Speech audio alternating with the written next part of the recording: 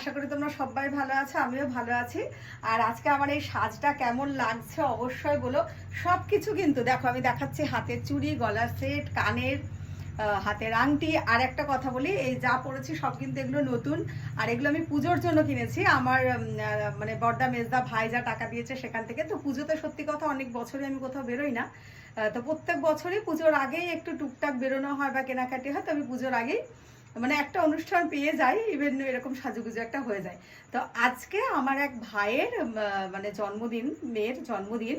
আমি ভাইয়ের বলে ফেললাম, তো ভাইয়ের মেয়ের জন্মদিন, আমি সেখানটা যাব। তো আমি পুরো সাজুগুজুটা করে ফেলেছি নতুন সব কিছু জিনিস দিয়ে, মানে পুজোর যে কেনাকাটি করেছি।